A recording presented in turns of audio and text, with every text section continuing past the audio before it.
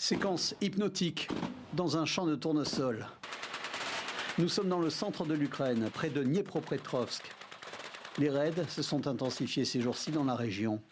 Les militaires ukrainiens font ce qu'ils peuvent pour chasser les drones russes. Les nuits, Vassil, qui dirige une brigade de défense aérienne, il les passe éveillés et aux aguets. Il sait qu'immanquablement, le bruit des drones va interrompre son repos.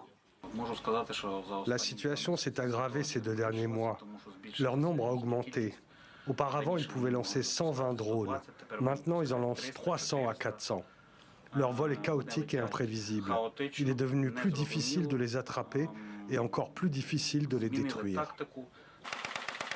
Pour toute arme, sa brigade dispose de fusils mitrailleurs légers et d'un vieux canon anti-aérien datant des années 60. Il est efficace, hein? Il fait le travail. Le seul problème, c'est qu'il est légèrement limité en altitude. Nouvelle alerte. Le son des drones est de retour. Vassil sait qu'à présent, sa position est directement visée par des engins munis de caméras infrarouges. Les Russes ont maintenant changé de tactique. Leurs cibles prioritaires sont les groupes de tir mobiles. Ils ne nous laissent pas de répit. Illustration à 300 km de là, avec cet autre groupe de tir mobile.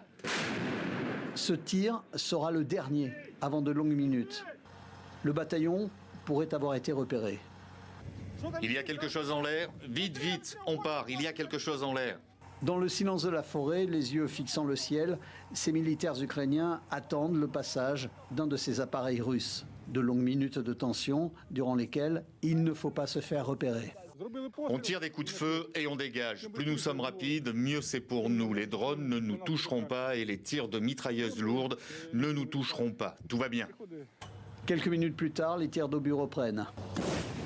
Il faudra ensuite se cacher, une routine qui au fil des jours et des nuits se resserre à cause de la quantité de drones russes. La semaine dernière, une chaîne de télévision russe diffusait ces images d'un site industriel présenté comme la plus grande usine de drones au monde.